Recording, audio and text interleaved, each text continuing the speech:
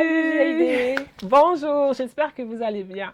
Bienvenue dans votre émission mensuelle. Oui. Stylé ou Alors dans cette émission, comme tu le sais, nous abordons des thèmes différents chaque premier samedi du mois.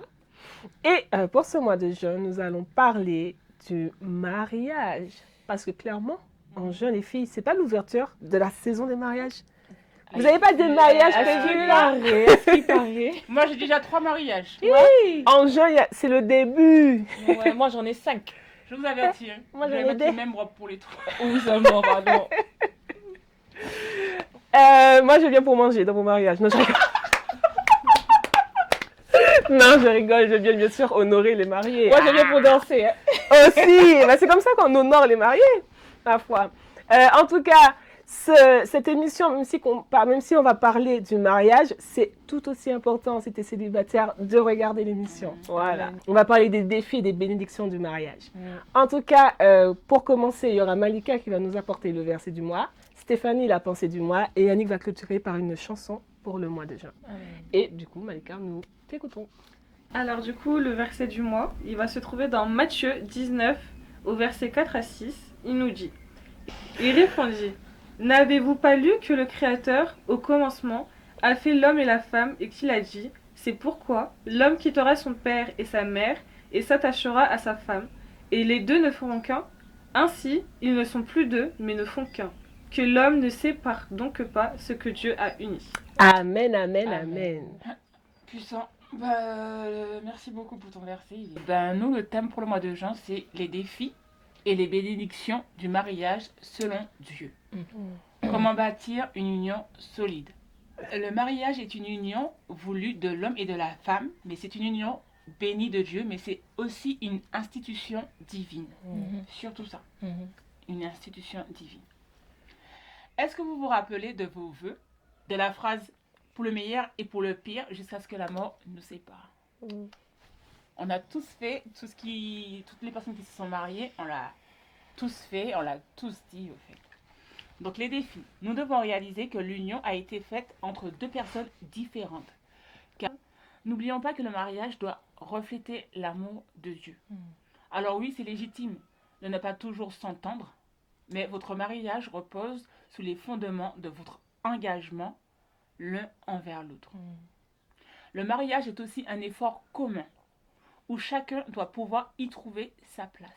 Il ne faut pas que dans le couple, que l'autre se sent, je ne vais pas dire moins valorisé, mais moins à sa place. Comme elle l'a dit dans le verset, on ne forme plus qu'un en fait.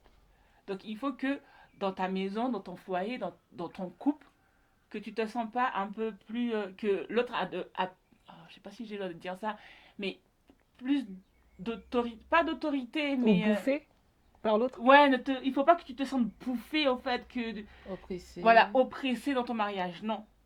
Vous devez trouver vos places dans le mariage, au fait. Aujourd'hui, si nous voulons pouvoir grandir spirituellement avec notre époux ou épouse, il faut que nous puissions nous soutenir mutuellement à chaque étape de nos vies.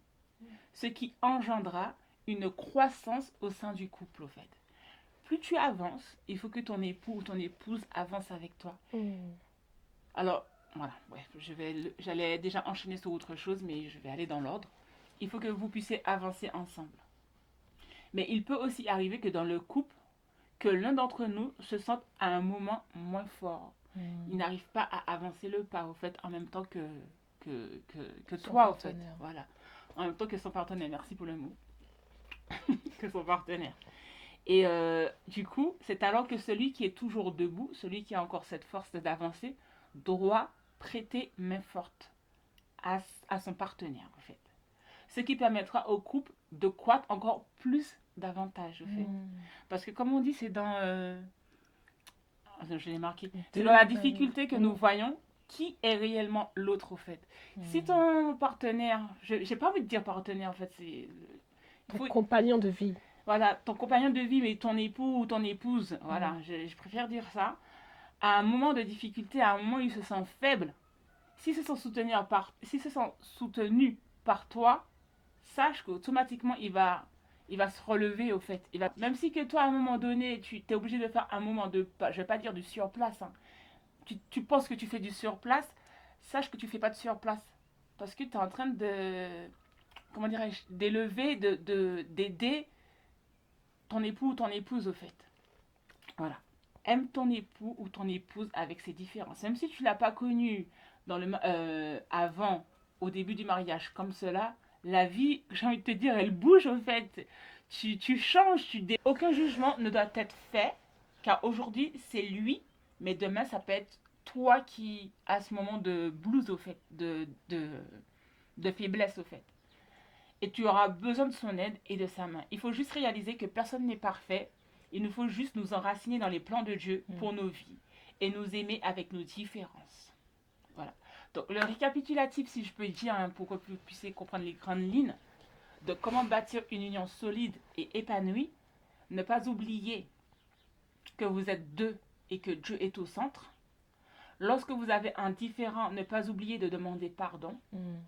Malgré vos différences, vous devez refléter l'amour de Dieu entre vous et à l'extérieur également. Alors, il ne faut pas faire semblant, il faut vraiment être sincère et vraiment dans l'amour spontané envers... voilà. Il faut que vous fassiez tous les deux des efforts parce que vous n'êtes pas seuls. Vous êtes deux personnes, mais comme elle l'a dit dans son verset, vous ne formez plus qu'un. Et rappelez-vous de vos vœux, et si vous les avez toujours, n'hésitez pas à les lire ce soir, en fait. Voilà. Donc, en gros, sachez que... Alors, le thème, c'est comme je le rappelle, le titre, c'était les défis et les bénédictions du mariage, comment bâtir une union solide, en fait. Sachez que vous êtes deux personnes différentes. Mais si aujourd'hui, vous vous êtes mariés, je pense qu'il y avait quelque chose dedans. Il y avait de l'amour, en fait. De l'amour. Il y avait de l'amour. Donc, encore une fois, sur les précédentes pensées qu'on a eues dans le mois de mensuel, c'est toujours garder et se focaliser sur les plans de Dieu pour nos vies. Soyez bénis. Amen. Merci Stéphanie pour cette pensée. Yannick, nous sommes dans un lien d'amour.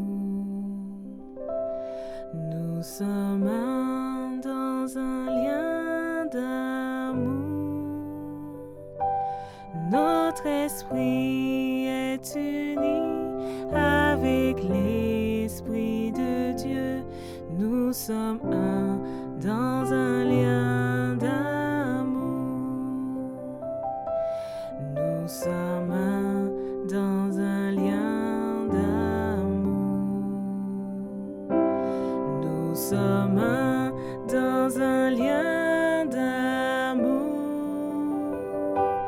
Notre esprit est uni avec l'Esprit de Dieu.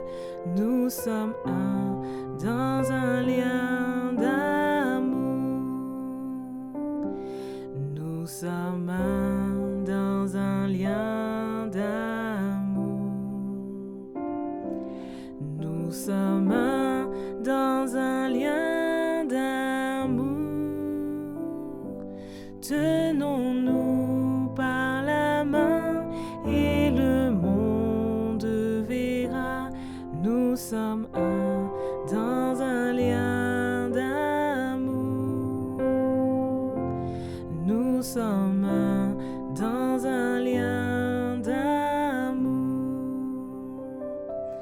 Tenons-nous par la main et le monde verra. Nous sommes un dans un lien d'amour. merci pour ce partage Yannick. Nous vous souhaitons un excellent mois de juin.